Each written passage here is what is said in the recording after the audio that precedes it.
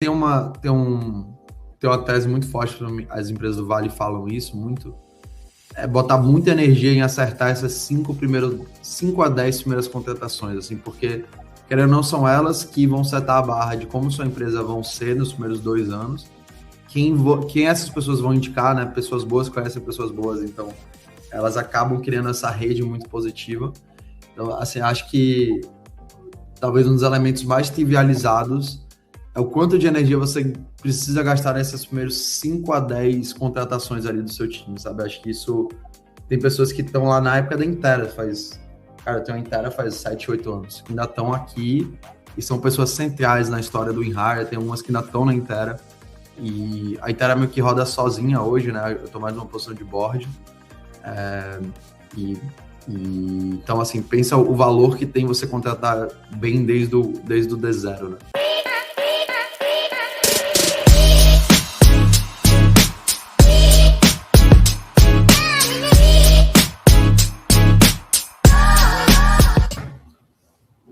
Fala, Augusto, beleza? Fala, Matheus, tudo bem? Tudo certo. Estamos online aí. Augusto, primeiro eu queria te agradecer aí por topar bater esse papo. Enquanto a galera vai entrando aí também, dar uma introdução ainda para quem não conhece nosso podcast. Bom, a gente é a SaaS BR Club, somos a primeira comunidade aí de SaaS B2B do Brasil. A ideia, não sei nem se o Augusto sabe dessa história, né? Mas como é que surgiu essa comunidade? Eu e meus sócios, fomos para os Estados Unidos no ano passado, lá para o SaaStr, né? Evento de SaaS ali. E, cara, quando a gente voltou para o Brasil, a gente olhou e falou, pô, não tem nenhum conteúdo só para SaaS, né? No Brasil tem muito evento de vendas, de marketing, tem muita galera de SaaS, mas no final do dia a gente está dividindo ali lugar com uma galera de outros mercados. A gente sabe que o mercado de SaaS tem suas peculiaridades, né? E tem muito fundador bom no Brasil, tem muita empresa, pô, fazendo diferença. Às vezes a galera fica meio numa síndrome de vira-lata, né? Consumindo conteúdo só de fora. E aí, cara, quando eu voltei para o Brasil, eu falei, pô, a gente tem que criar um fórum aqui para a gente reunir os fundadores, os líderes, e falar só de SaaS aqui, os mais diversos temas, porque eu acho que o Brasil tem muita coisa bacana aqui que a gente está construindo e, cara, acho que vale demais compartilhar isso com pessoas que estão construindo, né, que já construíram, e assim vai. Hoje nosso convidado é o Augusto Frazão, aí, CEO da InHire. Empresa sensacional aí, que vem crescendo bastante nos últimos anos. Augusto, de novo, obrigado aí por topar. Se apresenta aí para a galera, fala um pouquinho da InHire. Boa.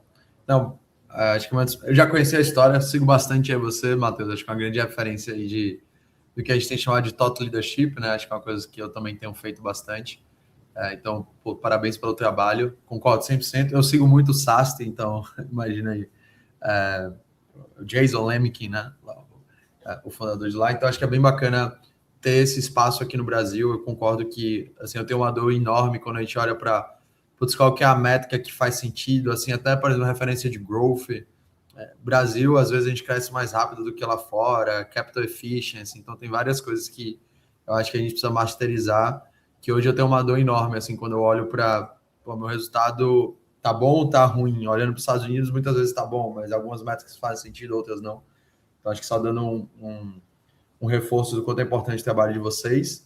E aí, me apresentando um pouco, né? Eu sou fundador aqui tanto da Intera quanto do InHire, acho que a gente vai abordar um pouco, né? Acho que eu comecei empreendendo uma empresa de consultoria voltada para recrutamento e seleção. E a partir das nossas dores, por não encontrar ali no mercado algo que fizesse sentido para a gente criou o nosso próprio software interno. E disso a gente viu que tinha a oportunidade também de levar esse software para os nossos clientes. E o resto é história, né? A gente lançou ali em 2023 e a gente vem crescendo bastante desde então, né? Se tornando um dos principais ATS do Brasil. Legal. Cara, esse ponto que você falou, né, da transição da consultoria para o software, acho que até queria explorar um pouquinho isso, porque eu vejo muitos cases de SaaS legais que começaram como consultoria, seja consultoria de marketing, né, de RH, do que for, começaram a ver as dores que passavam, né, coisas que eles faziam manualmente, depois trouxeram um software, isso foi super bem sucedido, né? Só que, obviamente, o mercado de consultoria é muito diferente do mercado de SaaS, né? Principalmente porque, normalmente, a galera de consultoria nunca mexeu com software antes. Até acho que seria legal ouvir de você, né? Pô, como é que foi essa transição aí, né? Você já conhecia um pouco do mercado de software, você teve que buscar sócio. né? Dica você daria para essa galera aí que é consultoria e está querendo transformar em SaaS, né? Não, legal. Cara, acho que teve dois elementos, né? O primeiro, a gente sempre teve muito na mente, eu e a Paula, né, minha sócia, que a gente queria ter um negócio realmente escalável. Então, eu acho que essa é a premissa. Porque quando você está no business de consultoria, você tem ali uma margem, você está querendo gerar o máximo de caixa, ganhar talvez mais dinheiro no curto prazo. Então, a gente vê que tinha dois formatos aqui. Os formatos, até o pessoal da Kenobi, né, que foi um player aqui, eles tinham, né, uma consultoria de headhunting que fazia aqueles tickets mais altos e tinha uma margem boa. Você tem um time pequeno e ganha uma grana bem boa. Assim, normalmente tem várias boutiques nesse sentido. E aí eles migraram para Kenobi, então foi até um caso parecido. E a gente começou um modelo diferente. A gente queria se perguntar como é que a gente escala uma operação em massa de recrutamento e seleção. Então, na época, a gente concorria com a Revelo aqui no Brasil. A Revelo era um player bem relevante ali de tech. E a gente começou a ganhar muito espaço. A gente chegou a ter, Matheus, aqui 180 recrutadores dentro de casa. Então, Caramba. imagina a operação, a gente atendia os principais players. Isso era 2021, então imagina a cena tech ali, todo mundo contratando, Quinto Andar, Acreditas, iFood, assim, basicamente a gente atendeu todo mundo. E tinha um volume muito grande, então acho que a primeira coisa foi, a gente tinha a mentalidade que a gente não queria ser aquilo, que aquilo era um momento passageiro, que a gente estava aprendendo muito sobre o mercado, que a gente acertou o go-to-market ali, mas que a gente entendia que a consultoria e o serviço ele tem sua limitação por si só, né? Ele não escala. A gente começou a ver alguns problemas que era o seguinte: como a gente atendia basicamente todo mundo, tinha um problema de off-limits. Então, uma empresa A queria candidatos da empresa B e eu não podia abordar porque os dois eram meus clientes. E a gente começou a ver que aquele modelo de negócio ele tinha um teto por natureza. Então, assim, acho que começou dessa premissa que a gente não queria aquilo como business, que aquilo era uma fase de transição. E a gente criou essa musculatura interna de automação, né? Então, o nosso ATS ele era o Pipefy, a gente usava o Pipefy integrado ali com tudo, assim, acho que a gente era um dos maiores hard users do Pipefy. Eles brincam que eles mudaram, né, o modelo de cobrança um pouco por conta da gente, porque a gente usava tanto e eles depois mudaram para automação. E aí a gente começou a criar essa infraestrutura e centralizar muito o processo, então tinha muito essa cabeça de tech ali interna, apesar de eu e a Paula não sermos desenvolvedores ou nada disso. E aí quando veio foi 2020, e a gente começou a crescer muito, bem na época da pandemia, e a gente tomou a decisão, pô, a gente precisa virar uma empresa de produto, e a gente captou uma primeira rodada ali, a gente trouxe um sócio mais de engenharia, mas a verdade é que em 2021 a gente nem conseguiu fazer nada, porque a gente cresceu tanto na consultoria em si, a gente criou infra para nossos...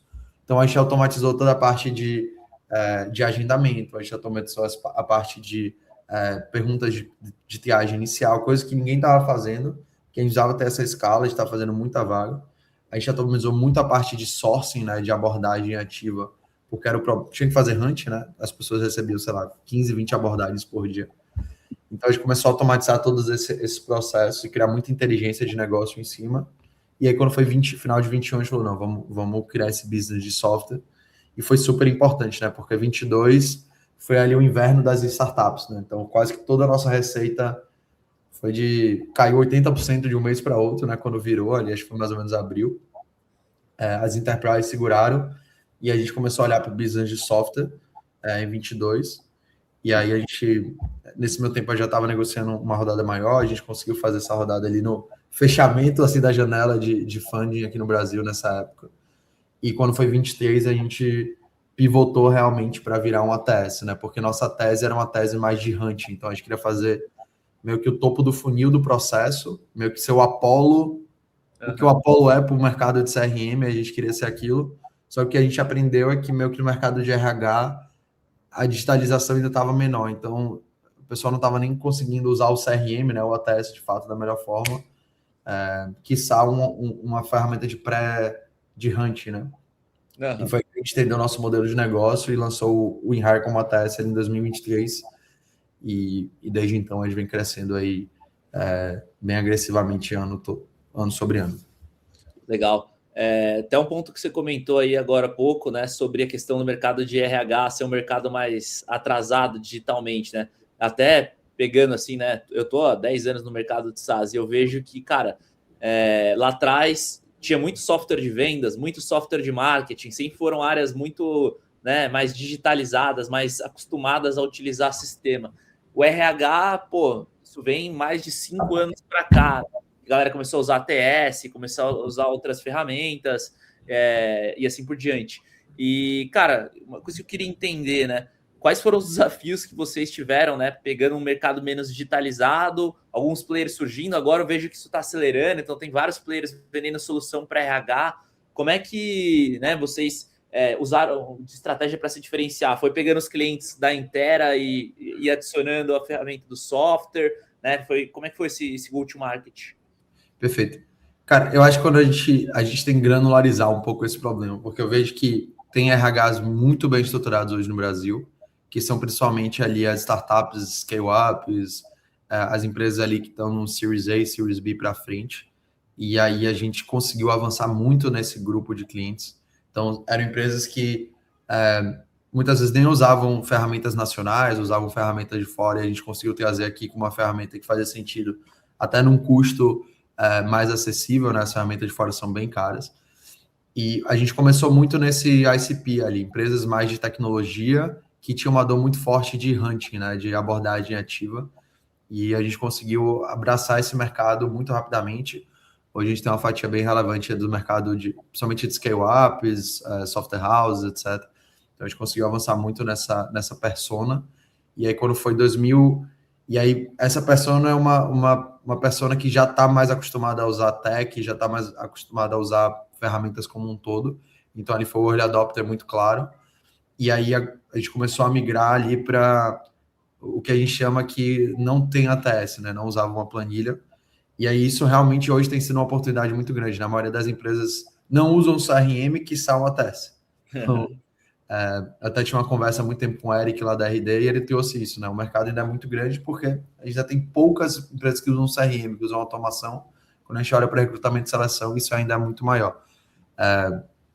Você pega, por exemplo, tem um grande player nesse mercado que é a Solids, e eles atendem o small business de fato, né? Então, uma solução mais all-in-one. Então, a gente se posicionou muito bem a nível de ICP, de pegar empresas que já seriam um pouco maiores, têm a necessidade de uma ferramenta de recrutamento e seleção mais robusta, que tem uma operação mais de tecnologia. Então, ali a gente cravou muito bem esse ICP durante 2 anos ali, 24 e 20, diria que metade 25. E aí, no meio de 25 a gente começou a expandir também para empresas mais tradicionais, que ou já usam uma ferramenta e não estavam tendo o valor dessa ferramenta 100%, ou que não usavam nada. Então, a gente tem grandes clientes hoje que a gente literalmente migrou de usar planilhas para fazer 200, 300 vagas mês, assim. O que parece meio louco, mas ainda acontece muito, ainda mais setores assim mais tradicionais, com vagas mais operacionais, ainda tem uma gama muito grande de empresas que faz isso de uma forma... A gente está falando muito da época de AI aqui, de agentes, etc., mas tem gente que ainda está fazendo esse processo 100% em planilha. Então, é um pouco da oportunidade quando a gente olha para o Brasil, né? Existe um atraso aqui, muitas vezes, em adoção de tecnologia, que a gente tem sido bastante hábil em conseguir absorver. Legal. Acho que um ponto que você comentou aí que é bem interessante de destacar, né? Você comentou que vocês começaram mais olhando para um mercado mais enterprise, né? Depois vocês desceram para a base da pirâmide.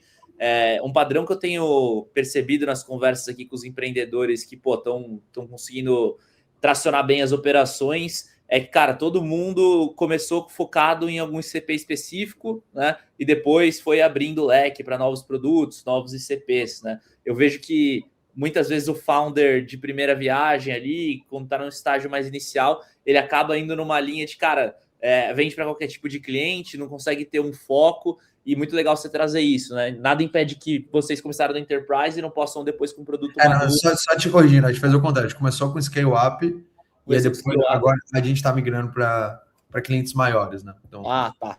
Mas eu concordo 100% com você. Porque, assim, o que acontece?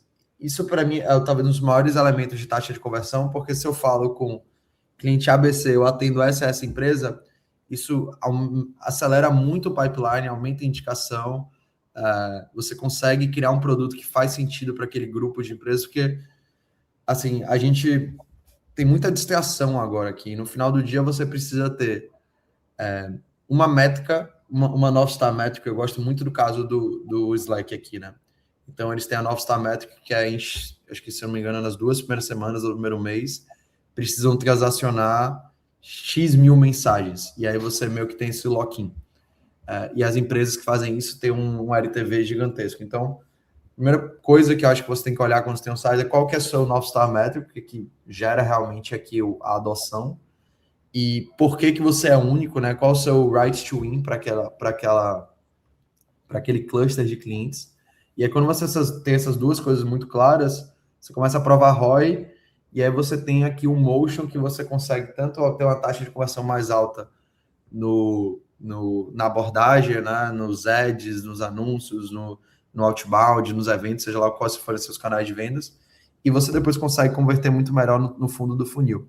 Então, eu acho que esse aprendizado aqui é muito importante o ICP é onde a gente deveria gastar mais tempo e energia, e o ICP ele precisa conversar com o seu produto, né? Então, você precisa entender como é que seu produto te dá o direito de vencer com aquele cluster de clientes que você escolhe. Eu acho que essa é uma das coisas mais fundamentais, que vira e mexe, a gente sempre se questiona se a gente está lembrando dessa própria aprendizado que a gente tem, assim. Acho que esse é um dos maiores aprendizados que eu tenho de SaaS, assim. ICP muito claro, olhar para o produto, entender qual que é o seu right to win com aquilo, por que você é único, e aquilo ali acelera muito o seu processo de vendas. Acho que vocês são um caso muito bom disso aí. Total. Cara, e para a gente o caminho foi parecido com o de vocês, tá? Tanto para Get Demo quanto para Sales Buddy. Então a gente começou com empresas menores, porque, empresa menor é mais fácil de você entrar, tem menos burocracia, menos governança, né? Porque, pra você entrar numa empresa gigante, cara, você tem que estar preparado em termos de segurança da informação, né? A gente SOC 2, não sei o quê. SOC 2, exatamente. Então, cara, a gente começou muito também com empresas menores, ciclo rápido de vendas. Em determinado momento, a gente começou a perceber que organicamente estavam vindo empresas grandes interessadas também. Só que a gente falou, para atender o cliente grande, tem coisas diferentes no produto, o atendimento é um pouco diferente, o ticket é diferente, o modelo de venda. Aí a gente aí a gente acabou migrando mais com foco no enterprise, né? Que querendo ou não, né? Nosso ticket de entrada é R$1.000 por mês. No enterprise, a gente tem cliente que paga 50 mil por mês, 60 mil por mês. Então, cara, o enterprise ele é sexy, mas ao mesmo tempo você tem que tomar cuidado para não virar uma empresa de serviço, né? Porque a gente sabe que o cliente grande vai pedir customização. Então, quando a pessoa, né, tá fundando uma empresa de software e ela não tem isso muito claro, ela começa a misturar as coisas, cara, você vai ter que ir para várias frentes, você vai acabar não conseguindo criar um produto bom para nenhum dos ICPs, né? Perfeito. Não, com certeza. E assim, eu acho que agora, até pegando o que você falou lá atrás, nunca foi tão oportuno para você criar software, né? Então, eu acho que está tendo uma discussão gigantesca, né? Acho que todo mundo está vendo aí o que está acontecendo com os múltiplos diminuindo, né? Na SP500, etc. Cara, acho que nunca foi tão importante você entender os princípios do software, né? Você entender qual que é a métrica de valor que você quer mexer. Software, na verdade, é business outcome, não é feature. Então, quais são os resultados que eu gero para o meu cliente? Qual o valor, qual a métrica de negócio que eu mexo para ele, né? Que normalmente está muito relacionado a reduzir custo, aumentar a receita, aumentar a capacity. Então, se eu consigo mexer alguma dessas três, eu acho que a gente não pode perder de vista, assim, até vejo no Twitter tá uma loucura, né? Todo mundo já faz um software diferente, etc. E aí, no final do dia, o maior desafio é você conseguir criar uma narrativa que você consegue mexer um ponteiro, uma marca. Então, assim, acho que tudo tá mudando, mas ao mesmo tempo os princípios, eles me parecem relativamente parecidos. Assim, como a gente vai entregar isso, né? Eu acho que vai mudar bastante, num caminho mais agêntico, etc. Mas o princípio da coisa a gente não pode perder, porque acho que ele é o norteador melhor para fazer uma boa empresa, seja de software ou de qualquer coisa, sinceramente. Acho que esse princípio de ter o ICP claro, mexer uma métrica de negócio, ter um diferencial único, acho que se aplica basicamente a qualquer coisa. Total. Cara, eu concordo muito com o que você falou, principalmente com que os princípios não mudaram muito. Na verdade, o que mudou foi mais a forma de execução, né? Por exemplo, eu quando fundei as empresas ali há 2 anos atrás, quase 3 anos atrás, cara, para você fazer um MVP, demandava programação, um investimento relativo, né? Hoje em dia, você faz o MVP ali no Lovable. Mas o que não muda? Canal de distribuição sempre foi um negócio importante para a indústria de SaaS. não adianta você criar 10 mil produtos e não ter capacidade de distribuição. Então, hoje, cara, ficou, beleza, diminuiu a barreira de produto da questão de entrada, né, de você desenvolver um produto, mas ao mesmo tempo, se você não tiver canal, você não traciona. E, historicamente, canal sempre foi importante. Um outro ponto, né, que eu acho que é bem legal que você comentou, cara, em relação a reforçar o que o software gera, né, que é, pô, ROI, proposta de valor. A gente vê que saiu muito software logo que a era da AI surgiu, que estava vendendo, somos um software de AI, mas não tinha um caso de uso bem definido, não resolvia o problema de ponta a ponta. Essa galera já morreu, né? E eu acho que o que a galera tem que entender é que AI é recurso, né? No final do dia, o cliente quer resolver esse problema. Se ele vai resolver com AI, se ele vai resolver com não sei o quê, cara, no final do dia é isso. Um ponto que a gente discutiu bastante aqui internamente, né? Até queria entender depois como é que vocês pensaram aí do lado de vocês, mas a gente começou a pensar, quando a gente começou a empregar AI no nosso produto, mais ou menos 1 ano e meio atrás, 1 ano atrás, a gente começou a falar, cara, será que a gente cobra extra por isso? Né? Porque, pô, no caso da GetDemo, com a AI a gente conseguia já entregar a demo pronta, ela já criava os textos, já fazia todo o fluxo, né? E aí a gente pensou, cara, não faz sentido a gente cobrar mais, porque no final do dia o cliente está sendo muito melhor atendido com AI, então que ele sem AI ele faria no nosso produto em 2 horas, ele começou a fazer em 5 minutos. Então, pô, a gente entendeu a AI como recurso e não como um add-on, né? Não sei como é que vocês viram isso internamente aí também. A gente fez um approach meio misto, porque na prática tem algumas funcionalidades que são muito caras, então a gente precisa criar uma espécie de camada de add-ons, mas o que é core do produto, a gente tem tentado tornar o mais standard possível. Então, tornar ali parte dos planos, etc. Então, a gente tem como o produto é muito grande, a gente tem alguns planos aqui que acaba dividindo as features do produto em certos empacotamentos, mas nossa premissa aqui tem sido colocar ela nos workflows básicos no máximo possível. Obviamente que a gente tem uma preocupação com margem aqui, todas as empresas têm, mas eu acho que a lógica da coisa, Matheus, ela vai mudar ainda mais, assim, porque fazer os fluxos com AI vai deixar de ser um nice to have para virar um must have. Então, eu acho que todos os sizers estão nesse desafio de agora de como você deixa de virar AI enabled, né, para virar AI native, né? Que acho que é a grande oportunidade de um SaaS novo é você já, querendo ou não, nascer com essa infraestrutura 100% nativa, versus um SaaS que nasceu, vamos colocar assim, antes da era de AI, e eu acho que tem esse desafio, né, de como você deixa de ser incremental e você vira nativo, que eu acho que é um desafio que está todo mundo passando agora, alguns vão ser mais hábeis que outros em fazer, mas exige aqui um certo grau de desprendimento, né, também e aí, lembra, o que eu quero entregar, né, qual que é o output, qual o business outcome que eu quero gerar, e disso você faz ter para frente, não, pô, eu quero botar AI nessa feature, você acaba virando um monte de solução que não conversa. Sim, total. E acho que uma coisa engraçada, né? Quando eu já trabalhei, antes de fundar as empresas, trabalhei numa empresa de Big Data, né? Bastante tempo, então tive contato com Data Science, muito com essa parte de dados, AI, lá nos primórdios. E o que era engraçado, né? Para a gente fazer um modelo, desculpa falar, mas ridículo na época, cara, era meses, era um time de Data Science altamente especialista. Cara, hoje em dia você tem a facilidade de não precisar desenvolver o modelo. Você traz um GPT, um Anthropic, qualquer modelo para dentro, é prompt e ele já resolve aquilo dentro do teu negócio sem você precisar se preocupar em desenvolver um data science interno. Cara, isso dá uma velocidade para você criar inteligência brutal. Sinistra. Eu acho que a grande pergunta que eu acho que todo founder de SaaS tem que se fazer agora é qual é o meu moat, né? Então, por que eu não fico irrelevante com a evolução dos modelos, né? Qual é o meu lock-in aqui? E talvez o meu lock-in seja para... Eu não tenho lock-in para toda a base, eu vou ter que selecionar o ICP dentro da base. E aí, assim, acho que essa é uma reflexão importante que todo mundo deveria estar tendo, o que torna meu produto único e ele, na verdade, ele é empoderado com AI versus ele não é disruptado, né? Se eu for um rapper aqui de alguma coisa, um top ali que pode ser disruptado, provavelmente vai... Eu tenho um caso de uso bem interessante que eu comecei a usar agora, eu usava um Note Taker, que é aquele Read AI, né? E ali, eu não sei se é a experiência sua, mas era basicamente um estoque de informação que eu nunca olhava. Eu nunca olhava para aquele negócio. E aí eu mudei para o Granola. E aí ele está super conectado com o meu... Ele tem um MCP com Cloud, que é basicamente o meu sistema operacional hoje. E ele vai aprendendo a cada reunião que eu faço. Então foi surreal, assim, a mudança. É o mesmo job to be done, que é o Note Taker de reunião. Só que ele está super integrado ao meu workflow, porque eu consigo dar contexto para o Cloud de todas as reuniões.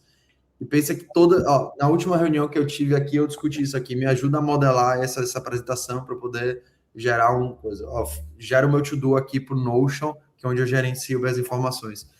Então, aqui é menos o Granola e tem um caso de uso. Tanto que ele nem pega o vídeo, é interessante. O caso de uso dele é muito mais para o que eu faço depois da reunião do que pegar as notas.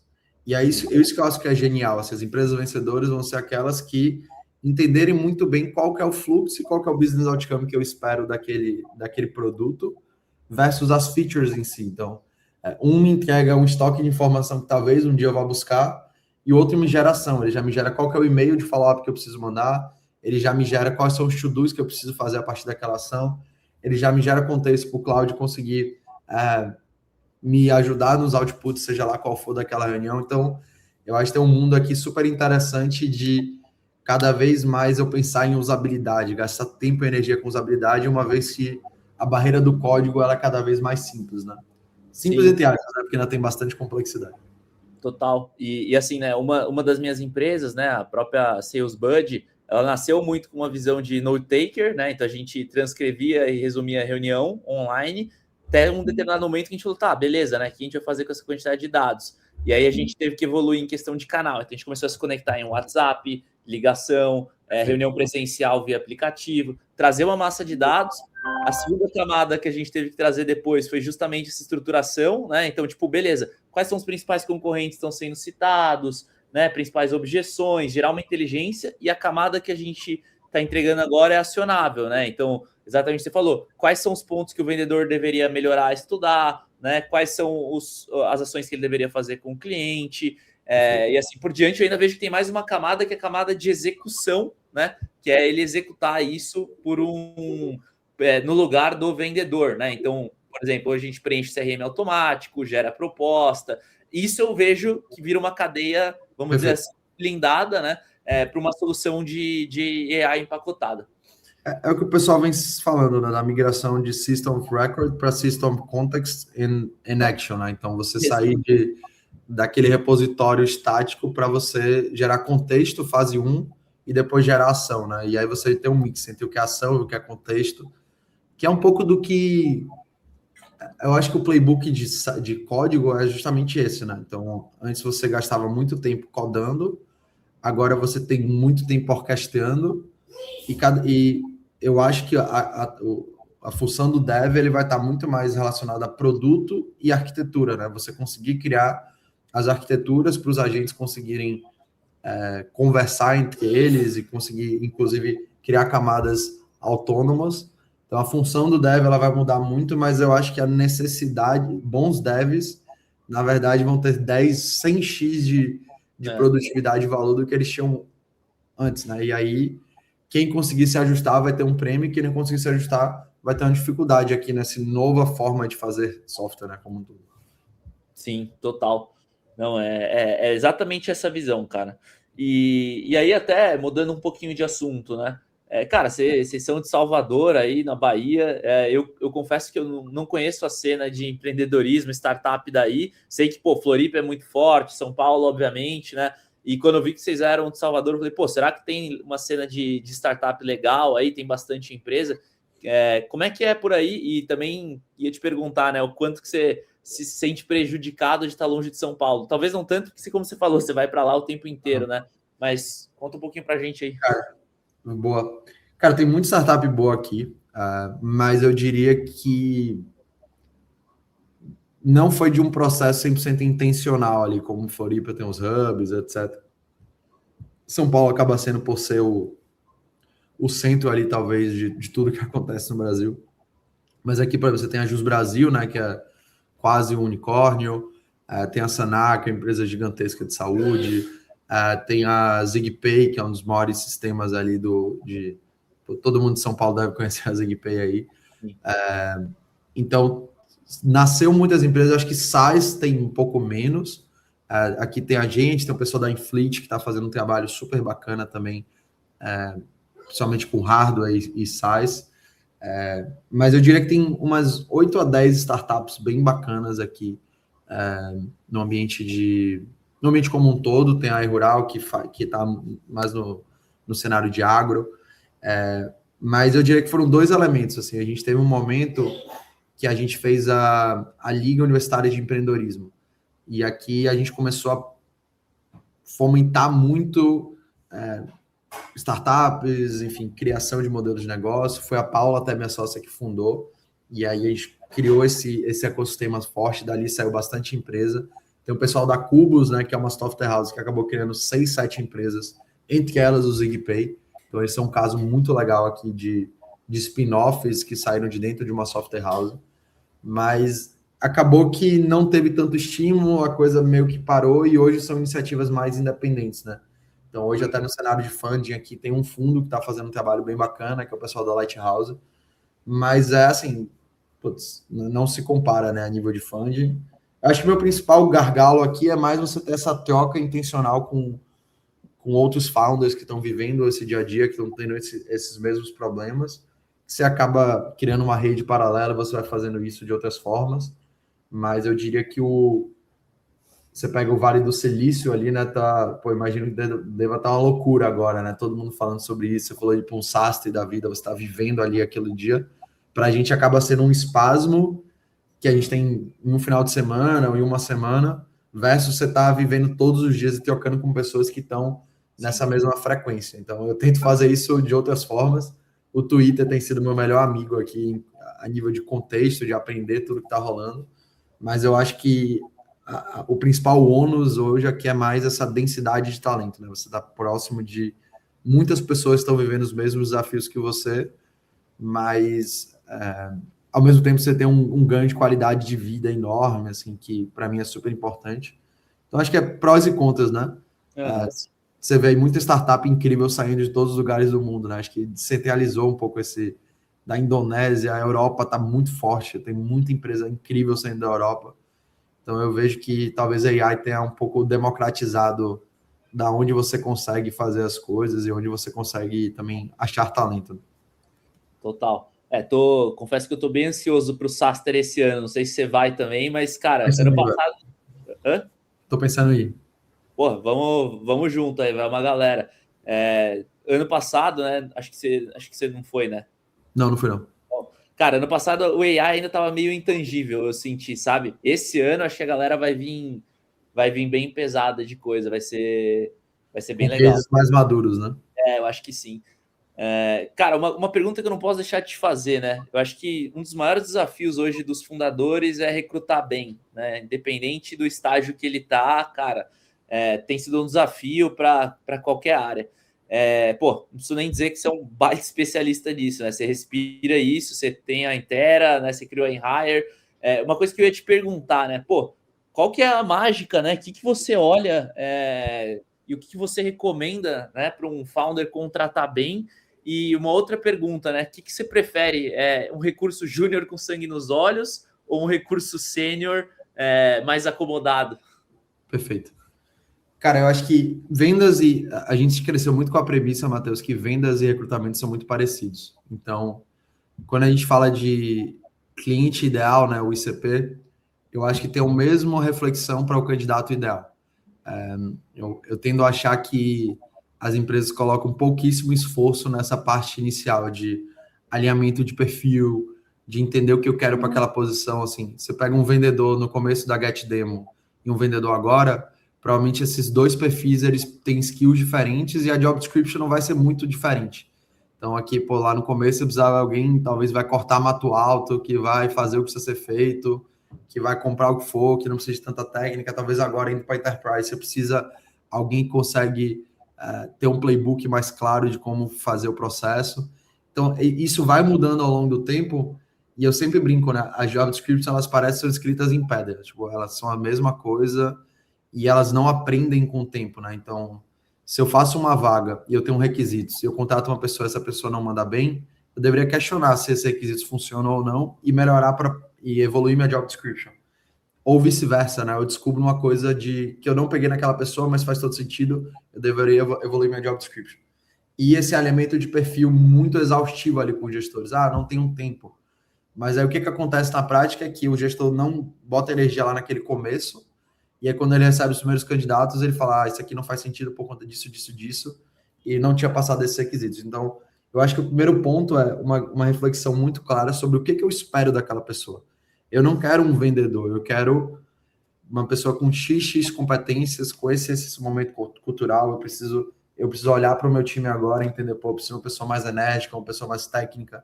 E aí você precisa ter essa reflexão a cada vaga que você abre, mesmo que seja a mesma vaga.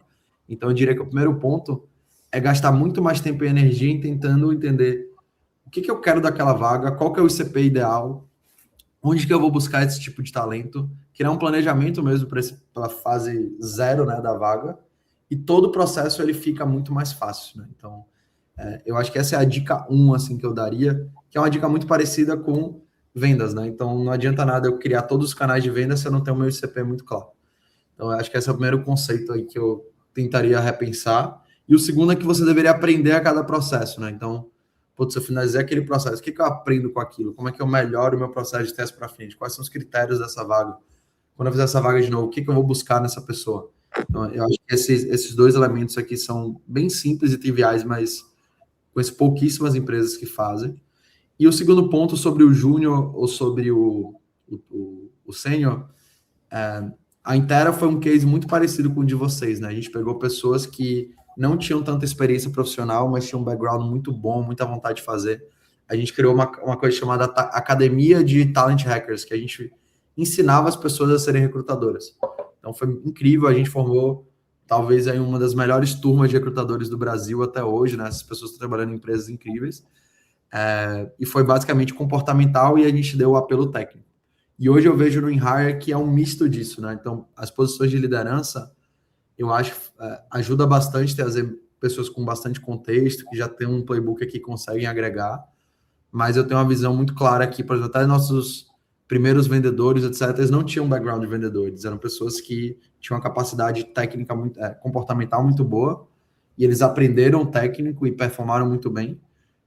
Então eu vejo que criar quase que essa divisão de base dentro da sua empresa faz muito sentido, né? Você conseguir ter um flow ali, sei lá, onde os BDRs e os SDRs estão sendo preparados para ser seus próprios próximos vendedores, trazer vendedores mais júniores que você consiga entender o comportamental, e dar uma base técnica muito forte. E aí você vai compondo com algumas funções mais sênior estratégicas para conseguir ajudar esse time a criar processo, a playbooker, trazer uma referência de fora. Eu tendo a achar que é um mix importante, mas para o começo de uma empresa do 0 a 1, eu acho que a energia aqui é um elemento muito mais... A não ser que você seja uma empresa muito tech-heavy, assim. Então, putz, estou querendo aqui pegar um problema muito específico de algoritmo de SPTO. Então, acho que faz bastante sentido eu criar uma infra aqui com pessoas mais seniors a nível de tecnologia.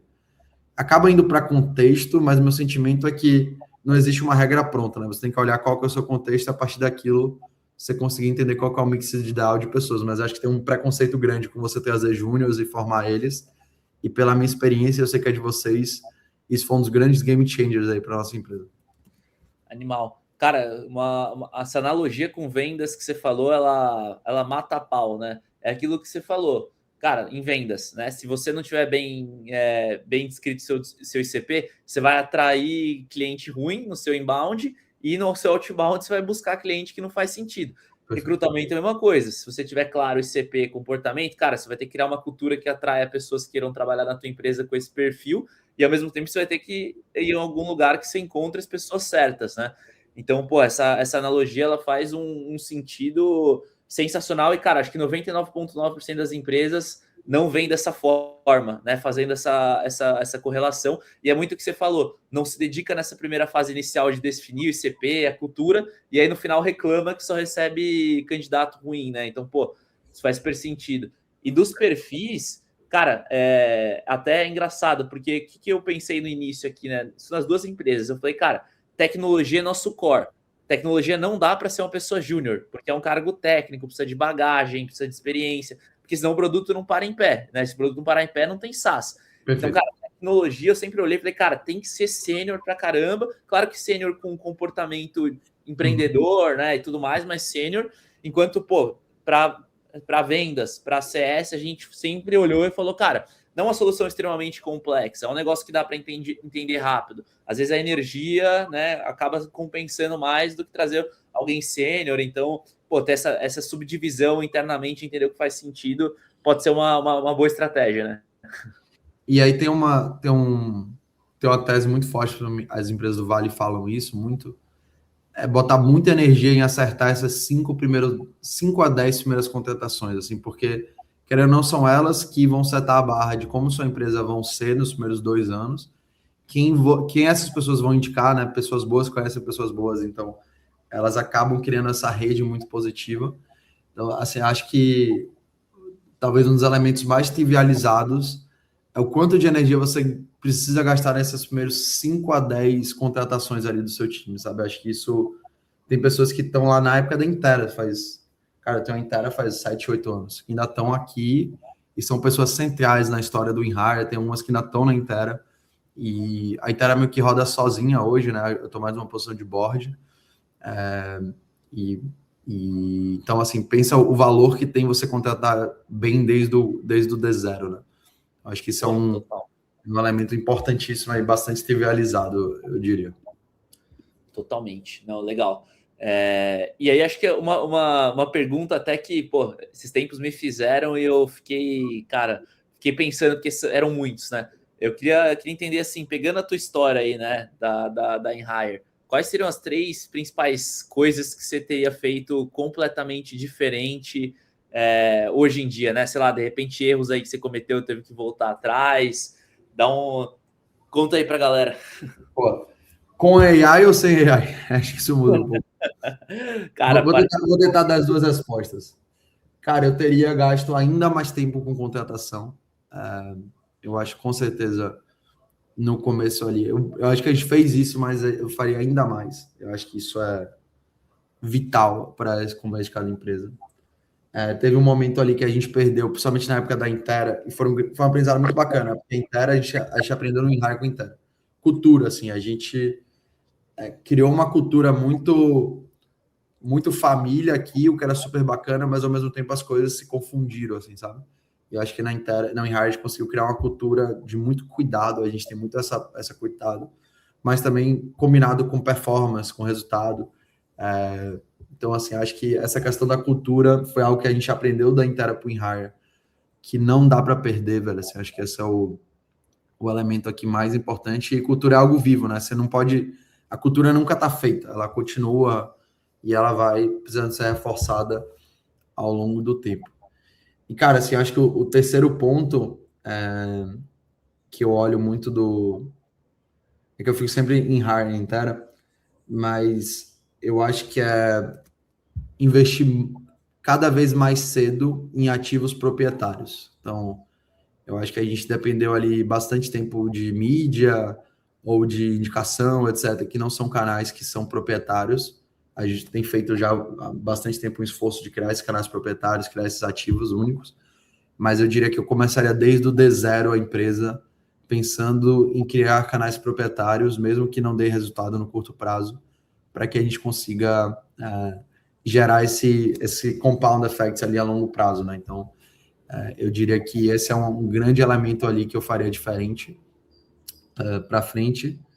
E pensando em AI, com certeza, a estrutura de MVP, não tinha na época, né? Mas se eu tivesse começado a empresa agora, eu com certeza mudaria muito a forma de fazer produto, né? Uma forma muito centrada no cliente, muito próxima do cliente.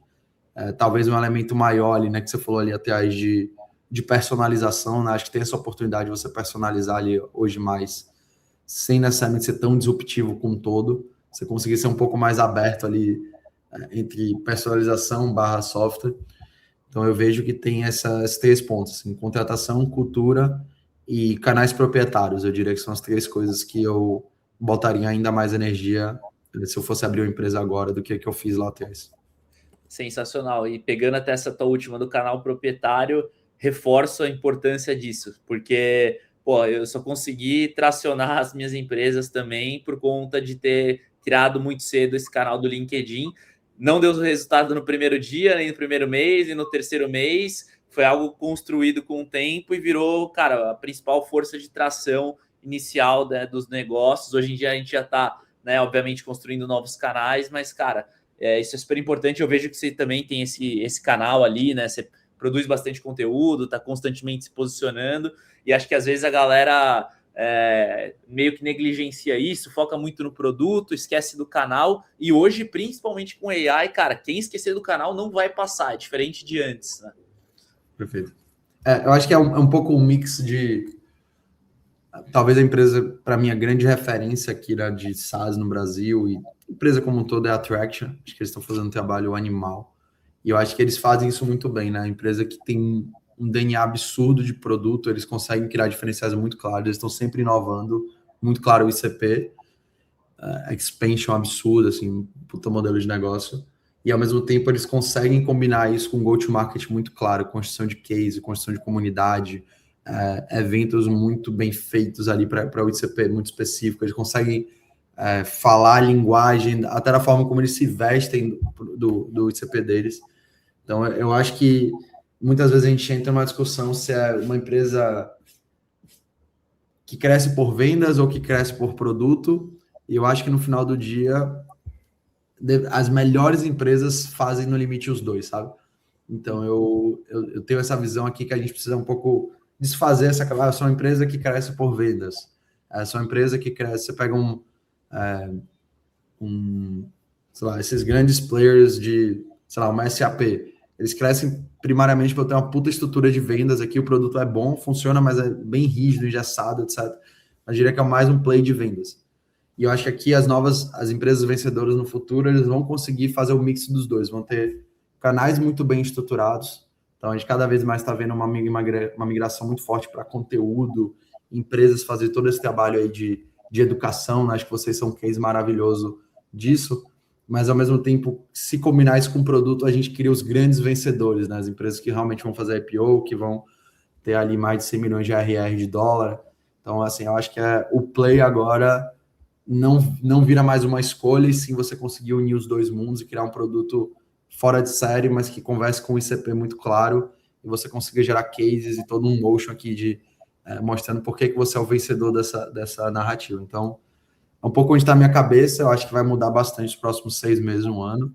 Eu acho que todo fundador de SaaS que eu conheço está um pouco empolgado e com medo, mas, cara, assim, eu acho que a gente tem que olhar aí para a realidade e arregaçar as mangas e trabalhar, assim. Eu acho que nunca foi tão bom estar vivo como um empreendedor, né? Sinceramente, esse é meu sentimento. Concordo plenamente. E é bom você ser empreendedor e você constantemente ficar matando a sua própria empresa na tua cabeça, pensando como é que você pode né, evoluir, não morrer. Eu acho que o momento atual está permitindo a gente fazer isso muito e está dando recurso para a gente fazer, né? Que a própria AI ajuda a gente a avançar mais rápido nessas evoluções. Você até falou um ponto aí, né? IPO, não sei o quê, 100 milhões de dólares RR. Queria até aproveitar para te fazer uma pergunta, né? Eu vi que vocês já estão com quase 150 colaboradores, pô, vocês já são com certeza uma das principais ferramentas aí de ATS do Brasil tranquilamente. Qual que é seu plano para Emhire, né? Você quer, cara, vender para um player maior? Você quer buscar mais rodada de investimento por combustível e explodir? Qual que é a tua tese aí? Cara, o plano A é continuar crescendo muito, assim, acho que a gente tem... a gente vê esse mercado de recrutamento e você tem muitos budgets aí, né? Então, por exemplo, o budget de consultoria, staffing, etc., ele é 1000 vezes maior, né? Você pega uma Randstad, enfim, qualquer player desse gigantesco é maior do que qualquer player de software, né? Pega um Greenhouse da vida, nem chega perto. Então, o próprio budget, o próprio, tudo que vai para sourcing, né? Também está nesse lugar. Então, a gente vê que tem uma oportunidade gigante aí da gente conseguir apoiar os nossos clientes em outras frentes. Então, a gente acha que essa oportunidade é enorme. Ela não é só quando eu olho para os players americanos, eles não têm um produto, na minha visão, significativamente melhor que o nosso, e também os europeus. Então, acho que tem uma oportunidade aqui muito grande da gente conseguir ser um player muito relevante, não só no Brasil, quanto o mundo nesse espaço, e resolver esses outros subprocessos de recrutamento e seleção como um todo. Então, cara, o apetite é a gente continuar crescendo, tornar cada vez mais a solução, melhorar o outcome para os clientes, entrar em clientes maiores, expandir também, eventualmente, geografias em algum momento, e continuar crescendo, olha só que, enfim, aí um pouco do... esse exercício de futurologia, ele ficou bem complexo, né, com essas mudanças aí que a gente está vendo, mas a nossa tese é ser o player número um desse espaço, não só, né, quando a gente olha para o workflow, mas todo o subprocesso de recrutamento e seleção. Então, é mais ser o player que adquire do que é adquirido por alguém. Sim, legal. Se for o caso, né? Essa visão é legal, porque o player que adquire ou o player que é adquirido, né? É uma decisão que, pô, até um certo nível de MRR ali, você é o adquirido. Depois que você passa dessa determinada faixa... É grande demais, né? Exatamente. Você tem um pouco dessa discussão no Brasil, né? Você às vezes fica grande demais para ser comprado, e assim, tá tudo bem. A gente obviamente, você tem janelas, né? Você tem juros a 15% agora que a gente está. Você não vai ter janela de IPO aqui, ainda mais para empresa como empresa de sites como um todo, né? Então, assim, acho que tem janelas, e aí, obviamente, entendo que essas janelas aqui são necessárias, o VC aqui para ajudar nesse processo, mas eu entendo que vão abrir janelas, é tudo bastante cíclico, né? Então, acho que as coisas mudam muito rápido. Você saiu os valuations corrigiram, agora os valuations nunca tiveram tão absurdos nos Estados Unidos. Então, tem empresa aí fazendo 100 vezes receita, a Palantir está tradando a 68 vezes receita. Faz sentido ou não faz, mas elas nunca cresceram como antes, né?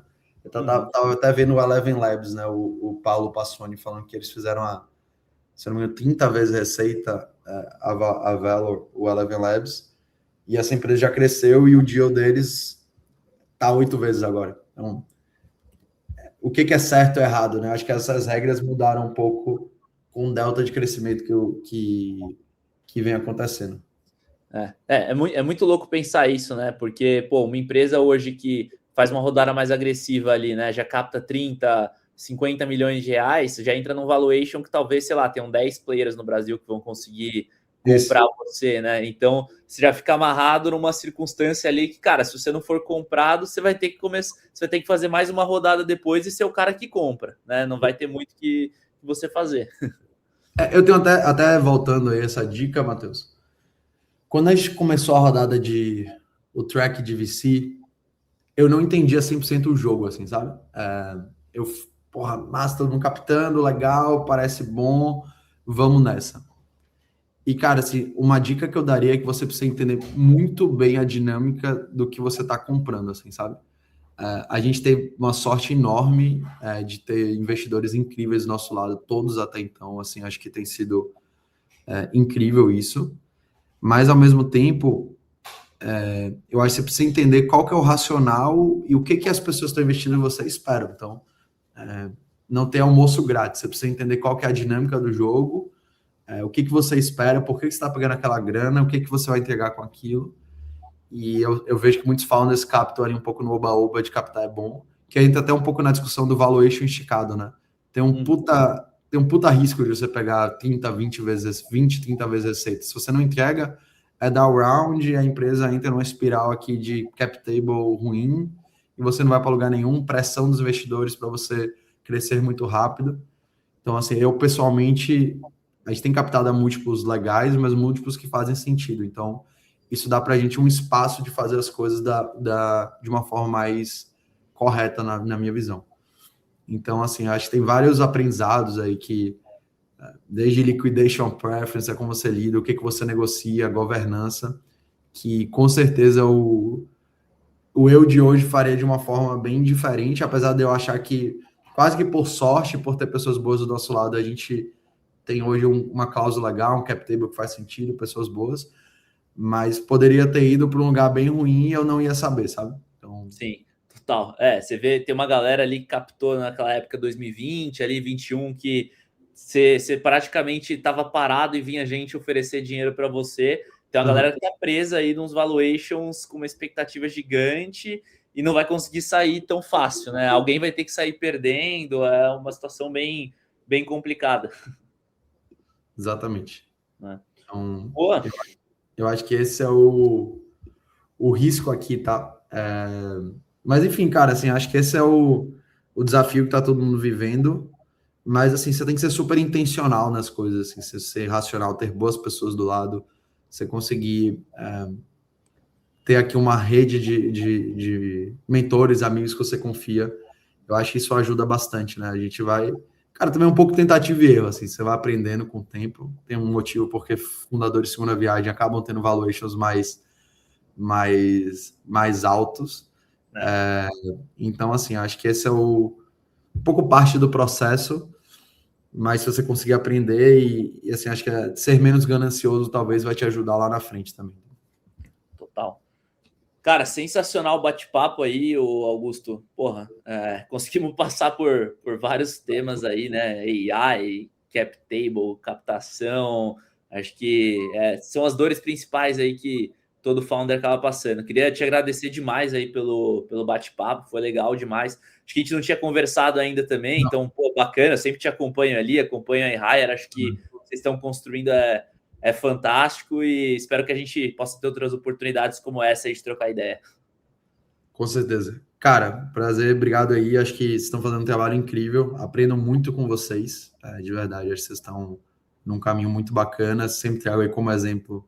Acho que muitas das formas que vocês estão criando comunidade, criando ativos realmente substanciais aí para o negócio. Então, acho que é maravilhoso o trabalho que vocês têm feito e conta comigo se precisar. Tamo junto, velho. Obrigado aí pelo papo. Tamo junto, Augusto. Valeu, pessoal que assistiu a gente aí. Abraço, tchau, tchau.